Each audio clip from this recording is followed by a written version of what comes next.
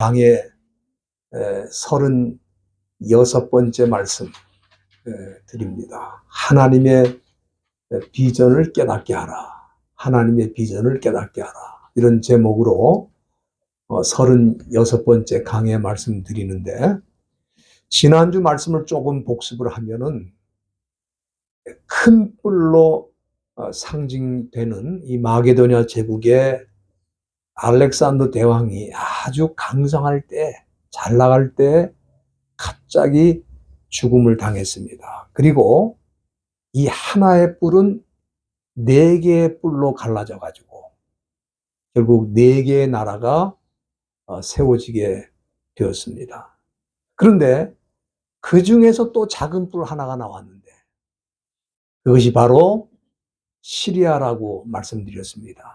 이 시리아에 당시 시리아 군대를 이끌던 안디오커스, 이 안디오커스라는 왕이 군대를 이끌고 BC 175년에 예루살렘에 쳐들어와 가지고 하나님께 내일 드리는 그 제사를 중단시키고, 그리고 하나님의 성소를 파괴하고, 그리고 진리를 땅에 떨어뜨리는 일을 하게 되었습니다.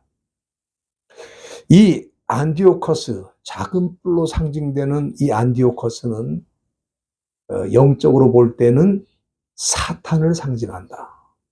그래서 이 사탄은 이 시대에도 계속해서 그때 하던 일을 지금도 하고 있는 것입니다. 문화 권력이나 정치 권력을 이용해 가지고 하나님을 대적하고 하나님께 드리는 예배를 방해하고 진리를 땅에 떨어뜨리고 성도들을 괴롭히는 일들을 계속해서 이 작은 뿔 사탄은 진행하고 있다는 말씀을 드렸습니다. 그런데 언제까지 그렇게 할 것인가? 거기에 대해서는 2300주야까지 그렇게 할 것이고, 그 후에 성소가 다시 정결하게 될 것이다. 예배가 회복이 되고 하나님을 믿는 신앙이 회복이 되는 때가 오는데 2300주야라고 그랬습니다. 이 2300주야에 대해서는 여러 가지 의견이 있지만 하나님이 정하신 때로 보는 것이 가장 적절하다 말씀드렸습니다. 그러니까 하나님이 정하셨기 때문에 우리는 알 수가 없어요. 그때가 언제가 될는지 알 수가 없고, 또 하나님이 정하셨기 때문에 반드시 그 일은 이루어진다. 그렇게 말씀드릴 수 있겠습니다. 그때까지는 사탄이 이 세상에서 자기 때를 만난 것처럼 수많은 사람들을, 특히 믿는 성도들을 핍박하고 하나님의 교회를 회방하고 또 하나님을 대적하며 진리를 땅에 떨어뜨리는 일을 계속하게 될 것이다. 그러나 들에 풀이 시드는 것처럼, 연기가 사라지는 것처럼 언젠가 하나님의 정하신 때가 오면 반드시 하나님의 심판을 받고, 그리고 하나님이 정하신 때에 하나님의 계획대로 하나님께서 새하늘과 새 땅을 열어주시게 될 줄로 믿습니다. 오늘 본문 15절에 보면은 다니엘이 바벨론 수상궁에서 그 근처에 있는 을레 강가에서 이 이상을 보았을 때 그 의미가 무엇인지를 알 수가 없었습니다. 여러분들은 환상을 보면 그게 무슨 뜻이다 바로 이해할 수 있을 것 같은데 그렇지 않아요. 다니엘이 이 환상을 보았지만 그 의미가 뭔지는 알 수가 없어서 그 이상의 뜻을 알고 싶어서 노력했던 모습이 오늘 본문에 나와 있습니다. 그런데 하나님께서 보여주신 이 환상은, 그 해석은 하나님께 있는 거예요. 그래서 하나님이 천사를 보내셨는데 오늘 본문에 보면은 사람 모양 같은 것이 섰다 그랬습니다. 이 사람 모양 같은 것은 하나님께서 그 이상의 의미를 알려주시기 위해서 보내주신 천사 가브리엘을 뜻한다. 16절 중간에 보면 가브리엘이라는 이름이 나와 있는데 이 가브리엘은 게베르엘, 이 게베르는 전사, 워리어, 전사라는 뜻입니다. 엘은 하나님이라는 뜻이고 하나님의 전사라는 뜻인데 성경에 보면은 이 가브리엘이라는 이름이 나타나면서 가브리엘이 했던 일 3가지가 나와 있어요. 그 첫째가 뭐냐면은 세례 요한이 탄생하기 직전에 제사장 사가랴에게 세례 요한이 탄생할 것을 알리는 그 역할을 했어요. 중요한 일이죠. 두 번째는 예수님이 탄생할 때 마리아에게 이 가브리엘이 나타나서 예수님의 탄생을 알렸다 하는 것이 나와 있고 오늘 본문 16절에는 하나님께서 가브리엘을 보내가지고 그가 보았던 이상이 무슨 뜻인지 알려주는 역할을 위해서 보냈던 사실이 나타나 있습니다. 가브리엘 천사가 다니엘에게 왔을 때 17절 중간에 보면은 다니엘은 두려워 얼굴을 땅에 대고 엎드렸다 그랬습니다.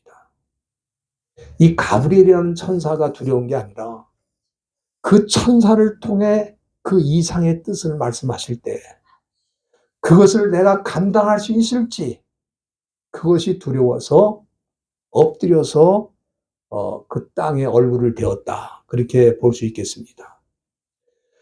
17절 끝에 보면은 가브리엘 천사는 다니엘이 보았던 그 이상에 대해서 이 이상은 정한 때 끝에 관한 것이다. 그렇게 말씀했습니다. 그러니까 14절에 나오는 2300주야에 대해서 이 천사는 그 2300주야가 하나님의 정한 때 끝에 관한 것이다. 그렇게 해석을 해 준 것입니다. 오늘 이 본문에는 하나님의 정한 때라는 말이 2번 나옵니다. 17절 끝부분에도 나오고 그 다음에 19절 끝부분에도 나와 있습니다. 이렇게 2번이나 같은 표현을 반복해서 사용하는 것은 강조의 의미가 있다. 그렇게 말할 수 있겠습니다. 다시 말씀드리면은 하나님을 대적하는 사탄과 그를 추종하는 이 악한 세력이 지금은 형통한 것처럼 보이고 잘 나가는 것처럼 보이지만 반드시 하나님이 정하신 때에 심판을 당하고 멸망당하게 될 것을 강조해 주신 것입니다. 그게 언제 일어나느냐? 하나님의 정하신 때 끝에 이 세상 끝에 일어난다 하는 것을 보여주신 것입니다. 오늘 하나님의 정하신 때 또 끝에 관한 것은 3가지 측면에서 이해할 수 있다고 저는 봅니다. 첫째는 다니엘의 관점에서 보면은 이 하나님의 정하신 때 끝이 언제냐 그러면은 그 가깝게는 바벨론에 이제 유대인들이 포로로 끌려갔잖아요. 그래서 70년 만에 고국으로 귀환되는 것을 뜻하는 것이 아닌가. 유다 백성들은 하나님의 말씀을 버리고 또 하나님을 대적하다가 하나님을 떠나게 되었어요. 그리고 당시 그 작은 나라 유대 땅을 어떻게 보존할 수 있겠는가 고민하다가 이집트라고 하는 신흥 강국, 새로 일어난 강국을 향해서 도움을 요청하고 원조를 요청해가지고 애굽이 보호해주면은 바벨론으로부터는 우리가 얼마든지 벗어날 수 있다. 그렇게 생각을 한 거예요. 그러나 이런 인간적인 꾀로 하나님을 대적하면서 애굽을 의지하려고 하는 이 유다 백성들을 향해 하나님이 심판하셔서 이 바벨론이라고 하는 도구를 사용해가지고 유대인들을 포로로 끌어서 70년 동안 바벨론에 가서 포로 생활을 나라 없는 생활을 하게 된 것입니다.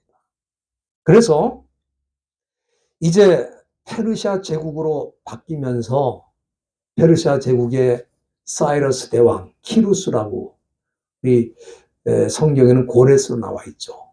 고레스 대왕이 유대인들은 고국으로 돌아가서 성전을 지으라 하는 명령을 내려가지고 70년 만에 해방이 돼가지고 돌아와서 성전을 다시 건축하는 때를 여기 다니엘이 보았던 그 이상,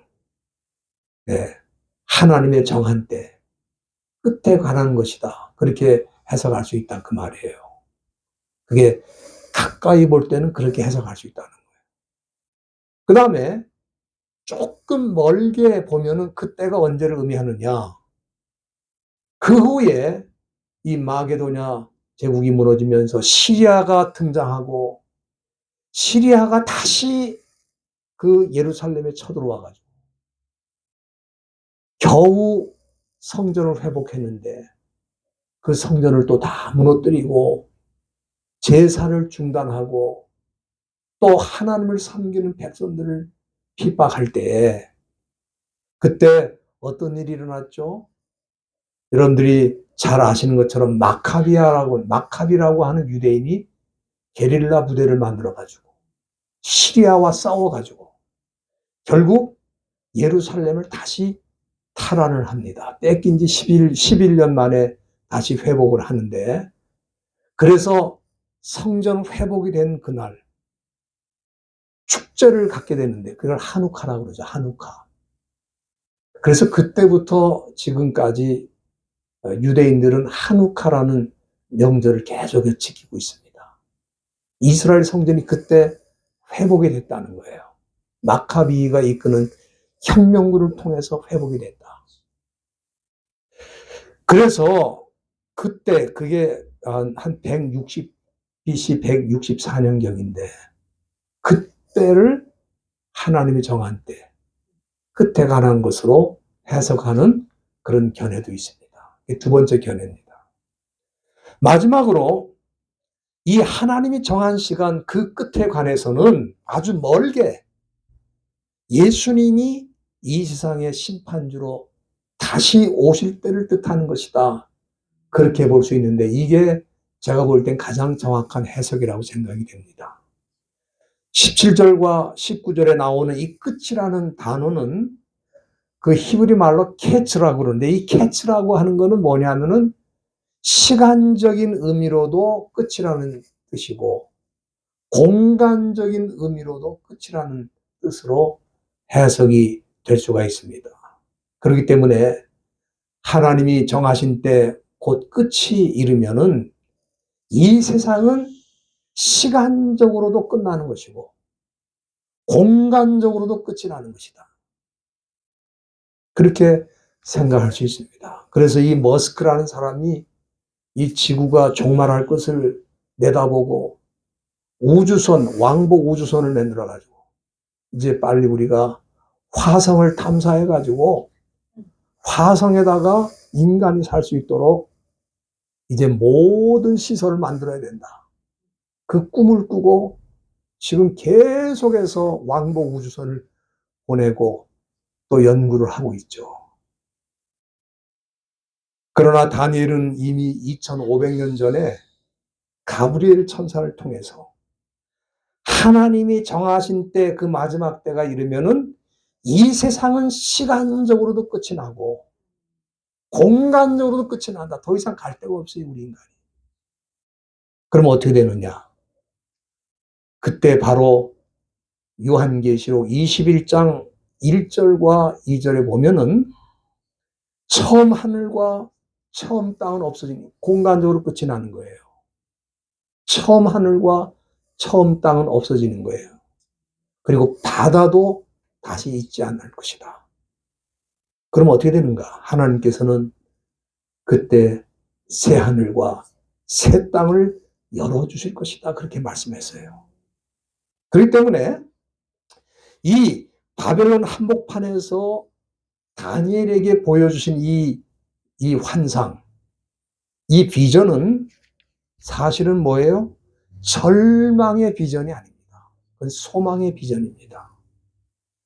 왜냐하면 장차 작은 뿔로 나타나는 이 시리아가 일시적으로 유대인들을 괴롭혔잖아요. 그래서 제사를 중단하고 하나님의 성전을 파괴하고 또 하나님의 진리를 땅에 떨어뜨리는 일을 했는데 결국 어떻게 됩니까? 마지막 때가 되면 그 시대도 다 끝난다. 이게 소망 아닙니까? 그렇죠? 악의 시대가 완전히 끝나는 때가 온다.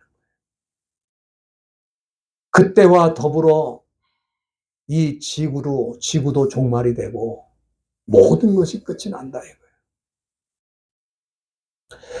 따라서 이 다니엘에게 보여주신 이 환상은 이 시대를 향해서도 소망의 메시지라고 저는 생각이 됩니다.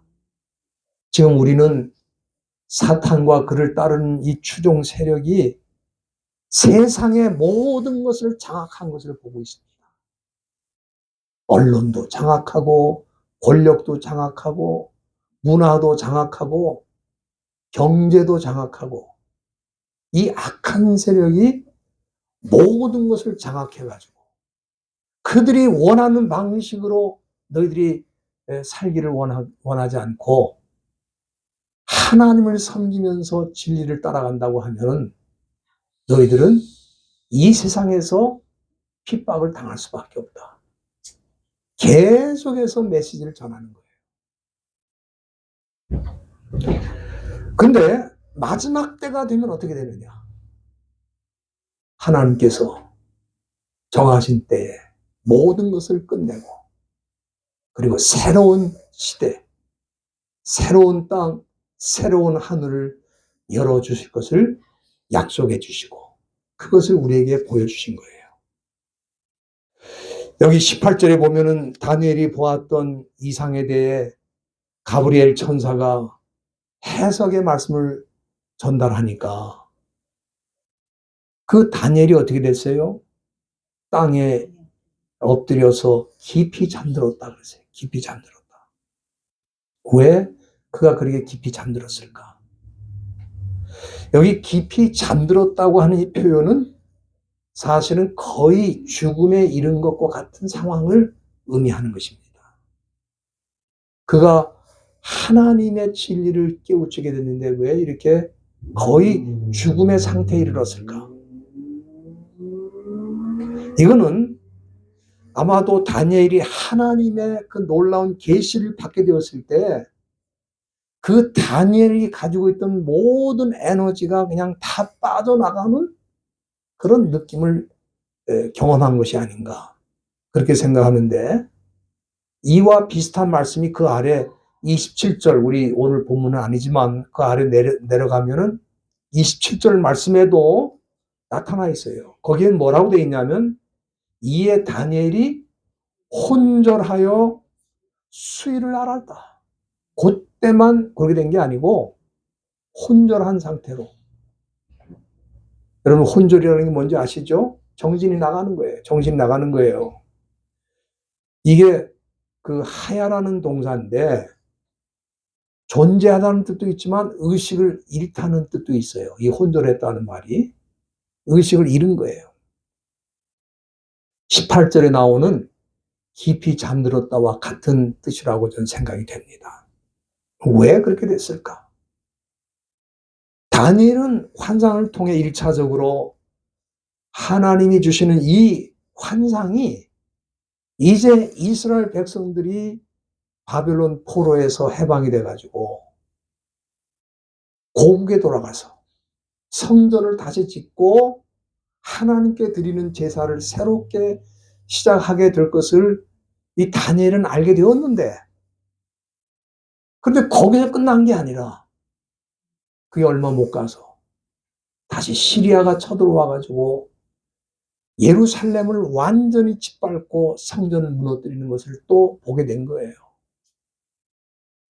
그러니까 아마도 그 일을 내다보고 충격받은 게 아닌가 그렇게 생각이 될 수 있는데 오늘 본문 18절 끝에 보면은 너무 놀랍고 두려운 메시지를 받은 이 다니엘을 향해서 모든 에너지가 빠진 것과 같은 그런 상태가 된 이 다니엘에게 찾아와서 그를 다시 일으켜 세웁니다. 어루만져서 일으켜 세웠다고 그랬는데 어루만져 일으켜 세운 후에 또다시 19절에 보면은 진노하시는 때가 마친 후에 될 일을 내가 네게 알게 하노니 이 일은 정한 때 곧 끝에 가는 것이다. 다시 한번 또 확인을 시켜주시는 거예요. 여러분들 무엇을 깨우치셨습니까? 천사는 다니엘에게 이제 네가 본 것은 단지 이스라엘 백성들이 바벨론에서 포로로 있다가 해방돼 가지고 고국에 돌아가서 성전을 짓고 하나님께 드리는 제사를 회복하고 다시 평화로운 때를 맞이하다가 얼마 후에 또 시리아에 의해서 멸망을 당하는 그게 끝이 아니다 이거야. 다시 한번 확인시켜 주는 거예요. 너 두려워하지 말아라. 이거는 단지 그때에 관한 일이 아니고 마지막 때에 관한 것이다. 끝에 관한 것이다. 그렇기 때문에 다니엘은 마지막 이 세상 끝에 무슨 일이 일어날지를 거기서 깨우치게 된 거예요. 여러분들 그렇기 때문에 저와 여러분들도 마찬가지입니다. 우리는 이 다니엘이 받은 계시를 우리도 받은 거예요. 다니엘이 하나님이 정하신 때에 이 마지막 때에 일어날 일을 봤잖아요. 우리도 본 겁니다. 우리도 이 다니엘서를 통해서 이 시대에 본 거예요. 그러면은 우리는 어떻게 살아야 되는가? 우리도 다니엘처럼 하나님께서 마침내 이루어 주실 그 새로운 하늘, 새로운 땅의 시대를 바라보면서 비록 수많은 어려움과 고통을 당할지라도 소망을 갖고 계속해서 달려가야 된다 이거예요. 여러분들 다니엘도 그 끝을 못 보고 죽었어요. 그렇죠? 또 그 이후에 유대인들도 포로에서 석방이 돼가지고 예루살렘에 돌아갔다가 시리아에 의해서 다시 짓밟히고 또 그 후에 로마 제국이 들어와서 또 성전을 무너뜨리고 유랑민으로 살면서 2000년 이상을 보내다가 겨우 나라를 회복해가지고 돌아왔는데 지금도 계속해서 어려운 위기 가운데 있습니다. 그렇죠? 우리도 마찬가지예요. 우리는 이 마지막 때에 하나님의 자녀로 하나님을 믿는 백성으로 살게 되었지만 우리가 지금 바라보고 있는 시대는 그게 평안한 시대가 아닙니다. 이 시대도 여전히 그 작은 불로 상징되는 악한 사탄이 모든 것을 장악하고 이끌어가는 시대예요. 그래서 요즘은 그냥 자녀들을 학교 교육에만 맡기면은 얘는 완전히 세속인이 됩니다. 완전히 하나님 부정하는 사람이 돼요. 왜? 그 교육 속에 애들을 어렸을 때부터 무신론자로 키우는 시스템이 그 교육에 다 들어가 있어요. 그러니까 부모가 자녀들을 영적으로 챙기지 않고 관리하지 않으면 자연스럽게 세속화되고 하나님을 대적하는 사람으로 자라나게 됩니다. 이게 지금 우리가 직면하고 있는 문화고 사회 시스템이에요. 안전한 데가 없습니다. 방송을 틀면 방송이 그렇고 영화를 보면 영화가 그렇고 소설을 보면 소설이 그렇고 그 문화 속에 하나님을 대적하는 그 사상과 세력이 그 속에 깊이 들어가 있어요. 그래서 누구든지 이 시대에 하나님을 제대로 믿으려면은 핍박을 각오해야 됩니다. 많은 사람들이 종교의 자유가 있고 뭐 무슨 자유가 있고, 자유가 있긴 뭐가 있어요. 지금 대한민국도 목사들이 지금 감옥에 가고 있어요. 목사들이 지금 감옥에 가고 있어요. 죄가 없는데. 여기 지금 미국의 오레곤주라고 하는 데는 어떤 목사가 길거리에 전도하다가 잡혀가지고 감옥에 들어갔어요. 지금 무서운 핍박의 시대가 보이는 방식으로 또 보이지 않는 방식으로 계속 진행되고 있는 거예요. 그러나 다니엘서가 우리에게 가르쳐주는 건 뭡니까? 다니엘서를 통해서 하나님이 천사를 가브리엘을 보내가지고 이 이상을 깨우치게 하라. 이 이상이란 말은 비전이란 말이에요. 이 비전을 깨우치게 하라. 그 비전을 깨우치게 하라는 그 내용이 뭡니까? 아무리 사악한 세력이 세상을 정복하고 믿는 사람들을 핍박하고 하나님을 대적하는 일이 계속돼도 반드시 끝이 있을 것이다. 시간적으로도 끝이 있고 공간적으로도 끝이 있고 모든 것이 끝이 나는 그때가 오는데, 그때는 우리에게는 오히려 소망의 시대고 희망의 시대다. 왜?